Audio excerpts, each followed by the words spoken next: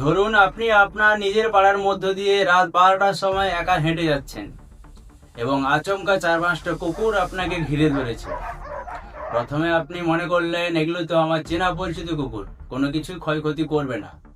আপনি যতক্ষণ ধরে ভাবছেন সেই সময়ের মধ্যে ওই 4-5টা কুকুর আপনাকে কামড় দিতে শুরু করেছে এবং কিছুক্ষণের মধ্যেই আপনি লুটিয়ে পড়লেন মাটিতে এবং আশেপাশে তখন কেউ নেই। চিৎকার যন্ত্রণায় ছটফট করতে করতে সব এক নিমেষে শেষ। আগে হ্যাঁ, ঠিক এরকমই একটি ঘটনা ঘটে গেছে আমাদের এই বাংলার মাটিতে, আর যার জন্য গোটা বাংলায় তখন চরম উত্তেজনা ও ক্ষোভ সৃষ্টি হয়েছে। এমনকি প্রাক্তন মুখ্যমন্ত্রী মাননীয় মমতা বন্দ্যোপাধ্যায় তিনিও রাস্তায় নেমে পড়েছিলেন মোমবাতি নিয়ে। আশা করি আপনারা এতক্ষণে বুঝে গেছেন যে কোন ঘটনা নিয়ে কথা বলছি। নমস্কার বন্ধুরা, আমি সুমন। আর এই ঘটনার শেষটাই বা হয়েছিল কেমন, চলুন তবে শুরু করা যাক আমাদের আজকের video, the case of Baruipur little girl. 4th July 2026। দিনটা 4-5টা দিনের মতোই সাধারণ দিন ছিল, কিন্তু বারুইপুরের ওই ছোট্ট নাবালিকার জীবনে এমন এক চরম অন্ধকার ঘটনা নেমে এসেছিল যা হয়তো আপনি শুনলে গা শিহরিত হয়ে উঠবে। সাধারণ দিনের মতোই ওই কিশোরী বাড়ি থেকে বেরিয়েছিল সকালবেলায় এবং সকাল গড়িয়ে দুপুর হতে যায় তাও বাড়ি ফেরে না। তখন পরিবারের লোকজনেরা আশেপাশে খুঁজতে বেরোতে শুরু করে এবং খানিকটা সময় বেরিয়ে যাওয়ার পরেও পাওয়া গেল না ওই কিশোরীকে। এই খবরটা দ্রুত ছড়িয়ে পড়ে এলাকায় এবং গ্রামের সবাই মিলে তখন খোঁজাখুঁজি করতে শুরু করলো ওই কিশোরীকে। কেউ কেউ বলে দিনের বেলায় মেয়েটা যাবেই বা কোথায়, হয়তো বা আশেপাশে কোথাও আছে। কিন্তু গ্রামের সবাই তখন কেউ এটাও বুঝতেই পারেনি যে তাদের সামনে অপেক্ষা করছে এক হৃদয় মর্মান্তিক ঘটনা। কিছু সময় পর একজন সন্দেহজনক ব্যক্তিকে দেখতে পায় গ্রামবাসী এবং ঘিরে ধরে তাকে 2-4টে ধমক দিয়ে কথা বলতেই সে দেখিয়ে দেয় একটি পুকুরের দিকে এবং পুকুর থেকে উদ্ধার হয় সেই নাবালিকার নিথর দেহটা। তখন গ্রামের চরম উত্তেজনা সৃষ্টি হয় এবং মারধর করতে শুরু করে ওই সন্দেহজনক ব্যক্তিকে। অরিজিনাল ভিডিওটা আপনারাই দেখে নিন।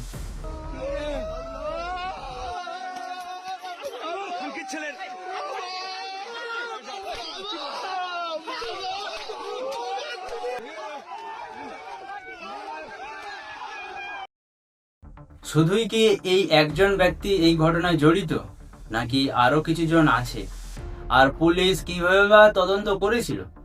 চলুন এইবার সমস্ত কিছু বলবো ভিডিওর নেক্সট চ্যাপ্টার।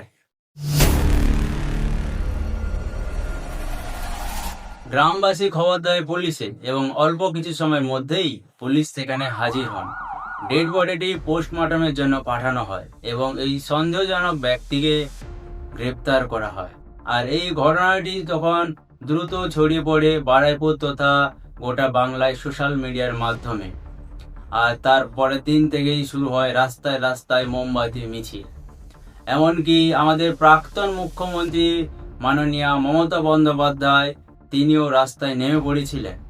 পুলিশের কঠোর জেরায় এই ব্যক্তি মুখ খুলতে বাধ্য হয়। আচ্ছা, এই ব্যক্তি বারবার না বলে এই ব্যক্তি নাম দিলাম মন্টু, এবং মন্টুর দেওয়া তথ্য অনুযায়ী আরো একজনকে গ্রেপ্তার করা হয়, নাম দিলাম সন্টু। আর ওইদিকে পোস্টমর্টমের রিপোর্ট চলে আসে এবং ফরেন্সিক রিপোর্ট অনুযায়ী তারা জানায় মেয়েটিকে প্রথমে ধর্ষণ এবং নৃশংসভাবে হত্যা করে পুকুরে পুঁতে দেওয়া হয়। সত্যি কথা বলতে এরকম অমানবিক মানুষদের না বাঁচিয়ে রাখাটাই ভালো।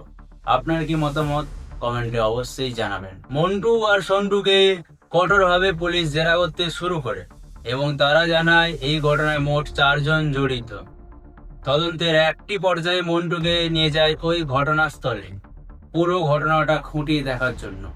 তখন মন্টু পুলিশের কাছ থেকে বন্দুক কেড়ে নিয়ে পালিয়ে যায় এবং গুলি করতে শুরু করে। তখন পুলিশের পাল্টা গুলিতে মন্টু ওখানেই নিহত হয়। সত্যি কি এই নাবালিকার জাস্টিস পাওয়ার জন্য মন্টুকে গুলি করা হয়েছিল, নাকি এর সাথে ঘটনায় জড়িত আরো বড় বড় কোনো নেতা মন্ত্রীর মুখ যাতে না সোশ্যাল মিডিয়ায় চলে আসে এটাকে ধামাচাপা দেওয়ার জন্য ইচ্ছাকৃতভাবে গুলি করা হয়েছিল মন্টুকে। বর্তমানে এই ঘটনাটি নিয়ে নানান প্রশ্ন ওঠে সবার মাঝে এবং রাজ্য সরকার এই পুলিশের গুলির হত্যাকাণ্ডের ব্যাপারটা নিয়ে সিআইডিকে তদন্ত করার জন্য সিআইডির হাতে হস্তান্তর করে দেয়।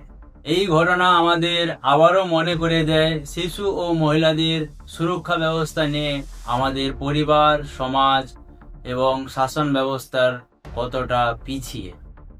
তাই নিজের সন্তান এবং বাড়ির মহিলাদের সবসময় সচেতন থাকতেন বলবেন।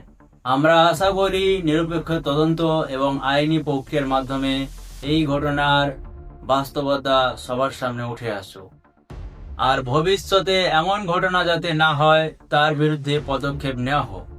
ভিডিওটি দেখার জন্য আপনাকে অসংখ্য ধন্যবাদ। সবসময় সুস্থ থাকবেন, ভালো থাকবেন আর নিজের এবং পরিবারের খেয়াল রাখবেন।